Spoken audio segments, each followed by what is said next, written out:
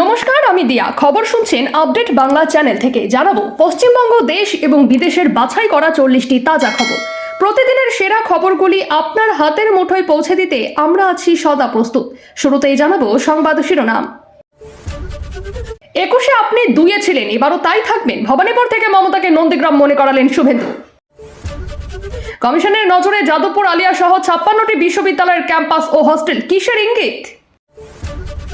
গোবলয় জয় করে এবার লক্ষ্য বাংলা। হিমন্ত বিশ্ব শর্মার গুরুত্ব বৃদ্ধিতে কি সিঁদুরে মেঘ দেখছে বিরোধীরা?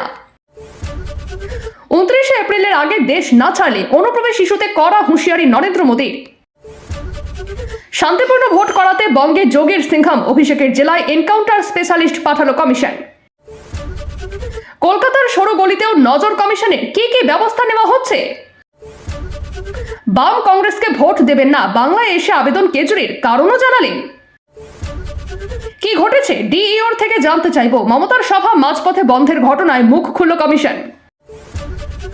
ভবানীপুরে প্রচারের সময় বেজে উঠল যতই করো হামলা, আবার জিতবে বাংলা। পুলিশকে ধমকে শুভেন্দু বললেন, এখনো মমতার কথা শুনছেন? বুধবারের মধ্যে কোন ম্যাজিকে 3 থেকে 4 ডিগ্রি সেলসিয়াস তাপমাত্রা কমবে? সুপ্রিম কোর্ট জোর থাপ্পড় মেরেছে, আইপ্যাক ইস্যুতে তৃণমূলকে আক্রমণ মোদীর। ব্যবসায়ীর বাড়িতে ইডি তল্লাশি, শ্রেয়া পান্ডের হাজবেন্ড বলছেন বিজেপির তাপসরায় জোর দরজা। প্রচার বিতর্কে জড়ালেন তারকেশ্বরের বিজেপি প্রার্থী সন্তু পাল, পুলিশের প্রশ্নের মুখে পড়লেন। ভোটের বাকি 2 দিন, ভাঙড়ে উদ্ধার 9টি তাজা বোমা, চাঞ্চল্য এলাকায়। প্রথম দফার 23 আসনে মহিলা ভোটারেরা সংখ্যাতেও ছাপিয়ে গেলেন পুরুষ ভোটারদের। 44টি কেন্দ্রে ভোট পড়ল 95%-এরও বেশি। যেতে দাও, প্রধানমন্ত্রীকে ছোঁয়ার জন্য ব্যারিকেড পেরিয়ে মঞ্চে উঠতে মরিয়া মহিলা, বাধা পেয়ে শুয়ে পড়ে কান্না। ওয়াশিংটনের ওই হিলটন হোটেলেই 45 বছর আগে গুলিবিদ্ধ হয়েছিলেন মার্কিন প্রেসিডেন্ট রেগন। কি ঘটেছিল? আগুন গেলেছে ভোটার কার্ড, ভোটের মুখে চিন্তায় সন্তোষপুর 16 বিঘা বসতির বাসিন্দারা। বিদ্বেষ ছড়ানো, হিন্দু মুসলিমদের ঝগড়া লাগানো বিজেপির কাজ, তৃণমূলের প্রচার থেকে তোপ তেজস্বী। অনুমতি ছাড়া পুলিশ আবাসনে ঢুকে প্রচার, শুভেন্দুর বিরুদ্ধে কমিশনের দ্বারস্থ জয়প্রকাশ। গড়িয়ায় তরুণীর রহস্য মৃত্যু, পাশের ঘরে ঘুমন্ত সন্তান, স্ত্রী পুত্র ফেলে পলাতক স্বামী। পুলিশ ও কমিশনকে একযোগে তো, ভবানীপুরে মুখ্যমন্ত্রীর সভায় বিশৃঙ্খলায় সরব মীনাক্ষী। তাসাটি চা বাগান থেকে জটেশ্বর, বিশ্ব ম্যালেরিয়া দিবসে প্রচার স্বাস্থ্য দপ্তরে। স্বামী রাজের হয়ে রবিবাসরীয় প্রচারে ঝড় তুললেন শুভশ্রী। কম্বলি মোড়ে অপরাধীদের আনছে কেন্দ্রীয় বাহিনী, ইভিএম লুটের নতুন ষড়যন্ত্র ফাঁস মমতার। এনএফআর এর অধীন আরপিএফ এর অভিযানে উদ্ধার 29 লক্ষাধিক টাকার গাঁজা, গ্রেফতার 3। বাংলা নাকি বাংলাদেশ, 4 মে থেকে 4 গুণ বেশি মাছ পাবে বাঙালি, তৃণমূলকে মিথ্যাবাদী তকমা রবি কিষানের। দ্বিতীয় দফা ভোটের আগে বড় পদক্ষেপ, ভাঙড়ে বিস্ফোরণ কাণ্ডে এনআইএর হাতে গ্রেফতার তৃণমূল নেতা।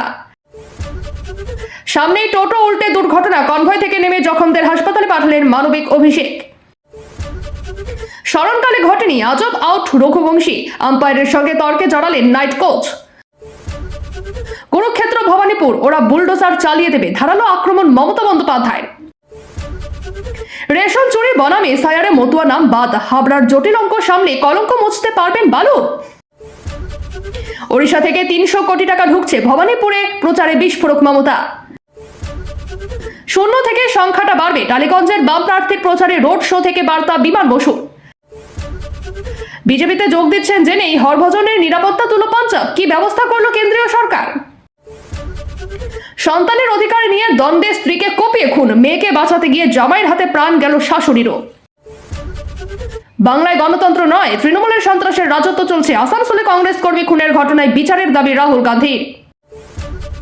হুমকি দিলে দ্রুত পদক্ষেপ নিতে হবে, না হলে নজিরবিহীন শাস্তি, বার্তা দিল নির্বাচন কমিশন।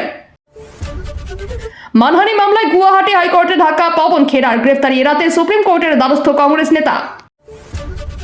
দার্জিলিং গ্যাংটক নয়, ভিড় এড়াতে এবার সিকিমের মিনি গ্রেট ওয়াল। ডানা কেটে দেব, বিজেপি কর্মীকে প্রাণে মারার হুমকি, তৃণমূলের বিরুদ্ধে নালিশ। ভোটের সকালে উত্তপ্ত নোয়াপাড়া, বিএলওর বিরুদ্ধে ভোটারদের ফেরানোর বিস্ফোরক অভিযোগ অর্জুনের। আপনাদের কাছে একটা অনুরোধ রইল, আমরা প্রতিদিন চেষ্টা করি আপনাদের জন্য সঠিক, সংক্ষিপ্ত ও নিরপেক্ষ খবর পৌঁছে দিতে। আমাদের এই ছোট্ট চেষ্টাকে যদি আপনার ভালো লাগে তাহলে দয়া করে একটা লাইক দিয়ে পাশে থাকার বার্তা দিন। আপনার একটা লাইকে আমাদের আগামী দিনের অনুপ্রেরণা। এবার এক এক করে দেখে নিন বিস্তারিত খবর। 2026-এর বিধানসভা নির্বাচনের অন্তিম লগ্নের প্রচার এখন তুঙ্গে, আর এই প্রচারের কেন্দ্রবিন্দুতে রয়েছে হাই ভোল্টেজ কেন্দ্র ভবানীপুর। রবিবার ছুটির মেজাজে থাকা ভবানীপুরের ভোটারদের সামনে দাঁড়িয়ে ফের একবার মুখ্যমন্ত্রী মমতা বন্দ্যোপাধ্যায়কে ক্ষমতাচ্যুত করার অঙ্গীকার করলেন বিজেপি প্রার্থী শুভেন্দু অধিকারী। এদিন তার বক্তৃতায় উঠে এলো 2021 সালের নন্দীগ্রামের সেই ঐতিহাসিক লড়াইয়ের স্মৃতি। শুভেন্দুর সাফ দাবি, নন্দীগ্রামের মতোই এবার ভবানীপুরেও পরাজয় বরণ করতে হবে তৃণমূল নেতৃত্বকে। 21-এর বিধানসভা নির্বাচনে নন্দীগ্রামের মাটিতে মুখোমুখি হয়েছিলেন মমতা ও শুভেন্দু। সেই লড়াইয়ে শেষ হাসি হেসেছিলেন শুভেন্দুই। যদিও সেই ফলাফল নিয়ে আইনি বিতর্ক আজও মেটেনি। রবিবার ভবানীপুরের প্রচার থেকে সেই জয়ের কথা মনে করিয়ে দিয়ে শুভেন্দু কটাক্ষের সুরে মমতার উদ্দেশ্যে বলেন, 2021 সালে আপনি ইভিএমে 2 নম্বরে ছিলেন আর আমি ছিলাম 1-এ। সেদিন আপনি আমাকে হারাতে পারেননি, বরং আমি আপনাকে হারিয়েছিলাম। এবারও ভবানীপুরের ইভিএমে আপনি 2-এ থাকবেন আর আমি থাকবো 1 নম্বরে। আপনি 2-এ থাকাটাই ভবানীপুরের ভবিতব্য। এদিন শুভেন্দু অধিকারীর নিশানায় ছিল তৃণমূলের শীর্ষ নেতৃত্বের পরিবারের বিরুদ্ধে ওঠা জমি দখলের অভিযোগ। এলাকার ভোটারদের উদ্দেশ্যে তিনি স্পষ্ট প্রতিশ্রুতি দেন যে বিভিন্ন এলাকায় সাধারণ মানুষের জমি ও সম্পত্তি দখল করে রেখেছেন শাসক দলের প্রভাবশালী নেতা ও তাদের পরিবার।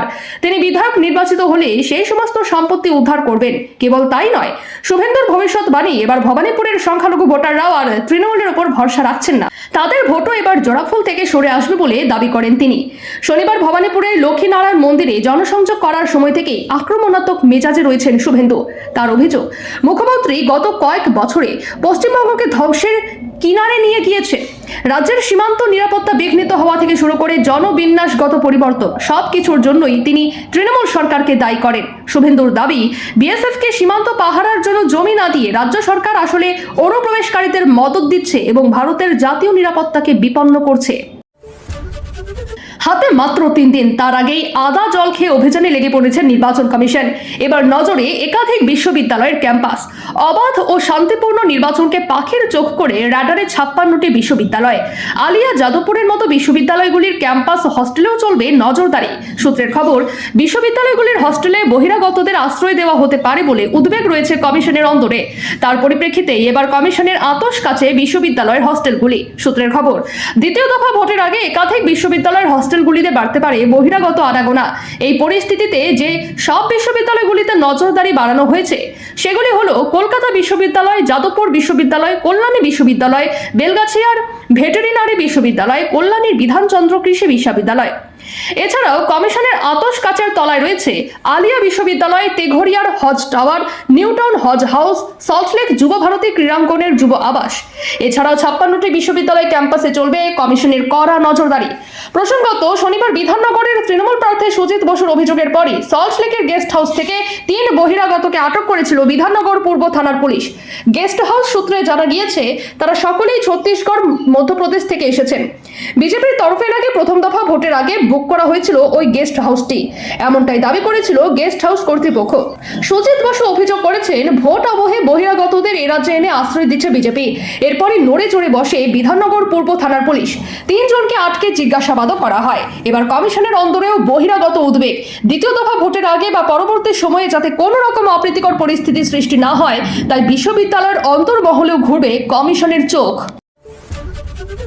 কংগ্রেস ছেড়ে বিজেপিতে আসা মানেই কি হারিয়ে যাওয়া? হিমন্ত বিশ্ব শর্মা প্রমাণ করে দিয়েছেন, প্রতিভা আর রণকৌশল থাকলে গেরুয়া শিবিরেও মধ্যমণি হওয়া যায়। উত্তর পূর্ব ভারতের গণ্ডি পেরিয়ে হেমন্তের অসম মডেল এখন বিজেপির কেন্দ্রীয় নেতৃত্বের কাছে সাফল্যের প্রধান অস্ত্র হয়ে উঠেছে। হেমন্তের ম্যাজিক, ওড়িশা ও বিহারের সাফল্য সাম্প্রতিক নির্বাচনে হেমন্তের রণকৌশল বিজেপিকে বড় জয় এনে দিয়েছে। ওড়িশায় অভাবনীয় উত্থান থেকে শুরু করে বিহারে নীতিশ কুমারকে পেছনে ফেলে বিজেপিকে একক সংখ্যাগরিষ্ঠতা পাইয়ে দেওয়া নেপথ্যে ছিল হেমন্তের মস্তিষ্ক। বিহারে এখন বিজেপির সম্রাট চৌধুরী মুখ্যমন্ত্রীর পদে থাকলেও তার ভিত গড়ে দিয়েছেন হেমন্তই। বাংলার ভোট ময়দানে হেমন্তের হুঙ্কার। বর্তমানে বাংলা দখলের লড়াইয়ে মোদী শাহের তরুপের তাস অসমের মুখ্যমন্ত্রী। একদিকে মমতা বন্দ্যোপাধ্যায়ের চাঁচা ছোলা আক্রমণ, অন্যদিকে হেমন্তের পাল্টা করা বাগবিতণ্ডা। বাংলা জুড়ে দলীয় কর্মীদের উজ্জীবিত করতে তাকে উত্তর পূর্বের সীমানা ছাড়িয়ে বারবার এ রাজ্যে নিয়ে আসছে দিল্লি। কেন হেমন্ত আলাদা? প্রশাসনিক অগ্রগতি, অসম মডেলের মাধ্যমে সুশাসন নিশ্চিত করা, তীব্র বাকবিতণ্ডা, বিরোধী বিশেষ করে তৃণমূল ও কংগ্রেসকে এক হাত নেওয়ার অদ্ভুত ক্ষমতা, সংগঠন ও রণকৌশল, গোবলয়ের বাইরেও ভোটারদের মানসিকতা বুঝে সংগঠন মজবুত করা। এবার কি কেন্দ্রীয় সংগঠনে বড় বদল? রাজনৈতিক মহলে প্রবল জল্পনা, হেমন্ত বিশ্ব শর্মাকে আর কেবল অসমের মুখ্যমন্ত্রী হিসেবে সীমাবদ্ধ রাখতে চাইছে না বিজেপি, তাকে সর্বভারতীয় স্তরে বড় কোনো সাংগঠনিক দায়িত্ব বা কেন্দ্রীয় মন্ত্রিসভায় গুরুত্বপূর্ণ পদে আনা হতে পারে। গোবলয়ের বাইরের কোনো নেতার এভাবে দিল্লির অন্দরে প্রভাব বিস্তার করা গেরুয়া রাজনীতিতে অত্যন্ত তাৎপর্যপূর্ণ বলেই মনে করা হচ্ছে। ভোটের শেষ বেলাতেও তুঙ্গে অনুপ্রবেশ দরজা। অনুপ্রবেশকারীরা 29 এপ্রিলের আগে দেশ না ছাড়লে 4 মের পর পশ্চিমবঙ্গ থেকে তাদের উৎখাত করা হবে। মতুয়া গড় ঠাকুর নগরের জনসভা থেকে একেবারে ডেডলাইন বেঁধে ওয়ার্নিং দিলেন প্রধানমন্ত্রী। বাংলা ভাষায় কথা বলার জন্য যারা বাংলাদেশি বলে দাগিয়ে দিচ্ছে তাদের শিক্ষা দিন। নির্বাচনী সভা থেকে পাল্টা আক্রমণ শানিয়েছেন অভিষেক বন্দ্যোপাধ্যায়। এদিন ঠাকুরনগরের সভা থেকে প্রধানমন্ত্রী বলেন, যারা অবৈধ উপায়ে বাংলায় ঢুকেছে, যারা ভুয়ো নথি দেখিয়ে এখানে থাকছে, তারা যেন 29 এপ্রিলের আগে বাংলা আর হিন্দুস্থান ছেড়ে চলে যায়। যারা প্রকাশ্যে সিএএ এর বিরোধিতা করে, যে সিএএ কে হটানোর কথা বলে, তারা কি আপনাদের ভালো চাইতে পারে? যদি কেউ ভুল করেও তৃণমূলকে ভোট দেওয়ার কথা ভাবে, তাহলে তিনি নিজের পূর্বপুরুষের মনে দুঃখ দেওয়ারই কাজ করবেন। 4 মের পর প্রত্যেক অনুপ্রবেশকারীকে উৎখাত করা হবে। তৃণমূল কোনো অনুপ্রবেশকারীকে বাঁচাতে পারবে না। 29 এপ্রিল দ্বিতীয় দফা ভোটের আগে শেষ রবি বাসরীয় প্রচার। মেগা সানডের মহা প্রচারে এসে মতুয়াগড়ে দাঁড়িয়ে ফের অনুপ্রবেশ ইস্যুতে তৃণমূলকে আক্রমণ করলেন নরেন্দ্র মোদী। সেই সঙ্গে ডেডলাইন বেঁধে দিয়ে অনুপ্রবেশকারীদের দেশ ছাড়ার ওয়ার্নিংও দিলেন তিনি। এদিনের সভা থেকে নরেন্দ্র মোদী আরো বলেন, কলকাতা থেকে জয়ী হয়েছিলেন শ্যামা প্রসাদ মুখোপাধ্যায়। তখন 24 পরগনা, নদিয়া অনেক সমর্থন পেয়েছিল জনসংঘ। পূর্ববঙ্গ থেকে আসা শরণার্থীদের পাশে দাঁড়িয়েছিল, তাদের কথা বলেছিল। শরণার্থীদের প্রবক্তা মনে করা হয় শ্যামা প্রসাদকে। দেশভাগ থেকে আজ পর্যন্ত সব শরণার্থীরা আমাদের দায়িত্ব, তাদের চিন্তা করা ভারতের ঐতিহাসিক দায়িত্ব। মতুয়া নবশূদ্রদের বলবো, আপনাদের নাগরিকত্ব, স্থায়ী ঠিকানা, কাগজ দেওয়া হবে, সব অধিকার দেওয়া হবে যা ভারতের সব নাগরিকেরা পান। এটা মোদির গ্যারান্টি। বঙ্গে রক্তপাতহীন নির্বাচন করাতে কমিশনের চেষ্টার অন্ত নেই। মার্চ মাস থেকে রাজ্যকে কার্যত দুর্গে পরিণত করা হয়েছে। কেন্দ্রীয় বাহিনী, কমিশন, নিযুক্ত পুলিশ অফিসার ও পর্যবেক্ষক নিয়োগ সবই হয়েছে স্রেফ আইন শৃঙ্খলার এতটুকু অবনতি যাতে না হয় তার জন্য। গত 23 এপ্রিল 152টি আসনে প্রথম দফার নির্বাচন পর্ব নির্বিঘ্নেই মিটেছে, দু একটি ছোটখাটো অশান্তি ছাড়া। 29 তারিখ কলকাতা সহ গোটা দক্ষিণবঙ্গের 142 আসনে ভোট। তার আগে নতুন করে 11 জন পুলিশ পর্যবেক্ষককে পাঠানো হয়েছে এখানে। এই তালিকাতে চমক দিয়েছে কমিশন। নতুন 11 পর্যবেক্ষকের তালিকার পয়লা নম্বরই রয়েছে উত্তরপ্রদেশের আইপিএস এনকাউন্টার স্পেশালিস্ট অজয় পাল শর্মা, যিনি যোগীরাজের সিংহম বলে পরিচিত। আর তাতেই প্রশ্ন উঠছে, দক্ষিণ 24 পরগনায় কেন এমন দোর্দণ্ড প্রতাপ অফিসারকে নিয়োগ করা হলো? তৃণমূলের প্রশ্ন, কমিশন কি মনে করছে যে দক্ষিণ 24 পরগনার ভোটে এত বেশি অশান্তি হবে যে এনকাউন্টারের প্রয়োজন? অজয় পাল শর্মাকে নিয়ে এত আলোচনা?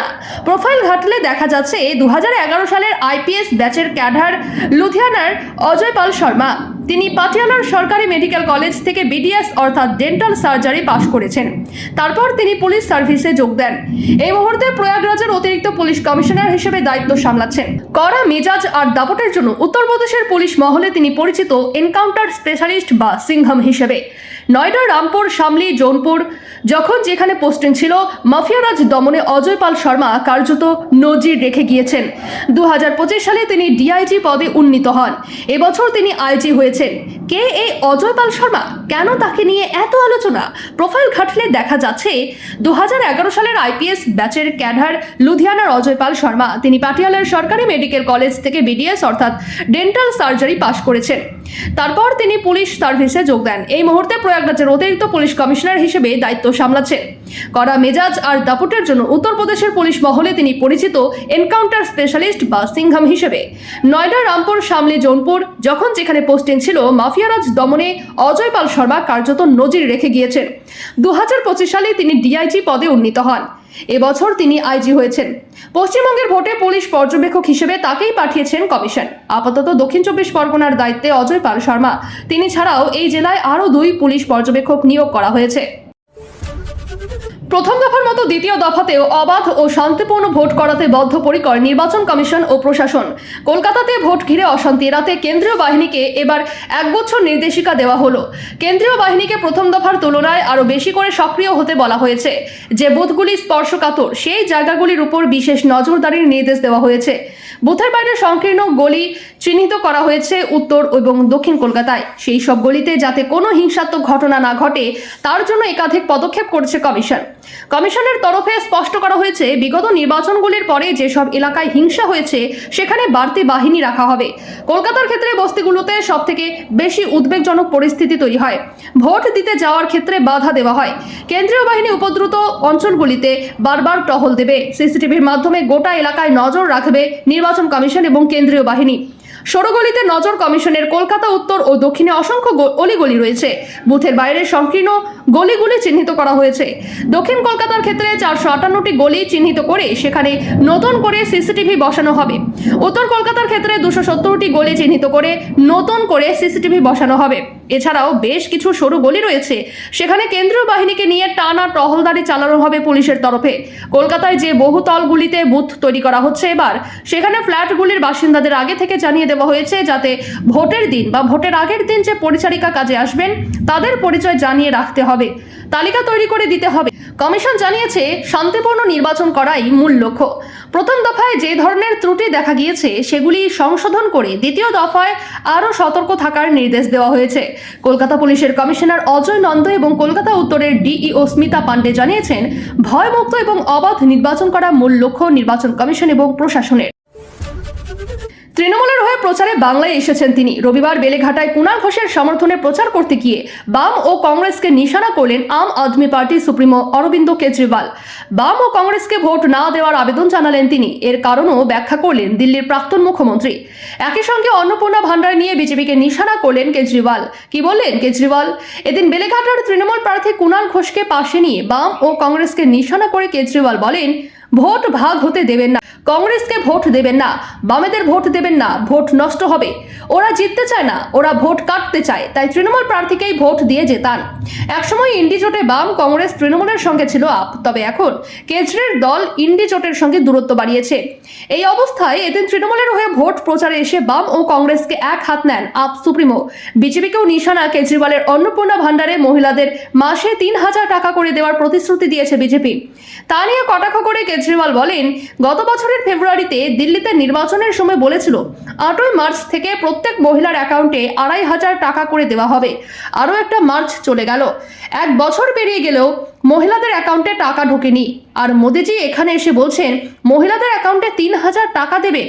উনি দেবেন না, বরং নিয়ে নেবেন। তাই বিজেপিকে ভুল করেও ভোট দেবেন না।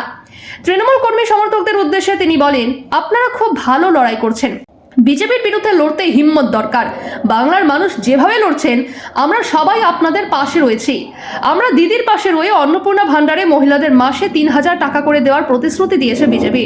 তা নিয়ে কটাক্ষ করে কেজরিওয়াল বলেন, গত বছরের ফেব্রুয়ারিতে দিল্লিতে নির্বাচনের সময় বলেছিল 8ই মার্চ থেকে প্রত্যেক মহিলার অ্যাকাউন্টে 2500 টাকা করে দেওয়া হবে।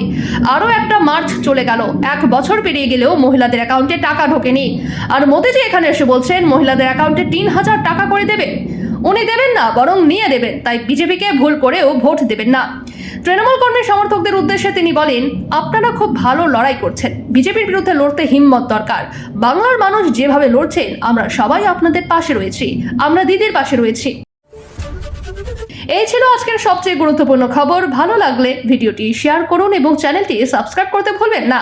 আমি দিয়া আবারও ফিরে আসবো আগামী পর্বে নতুন আপডেট নিয়ে। ধন্যবাদ। সুস্থ থাকুন, সাবধানে থাকুন।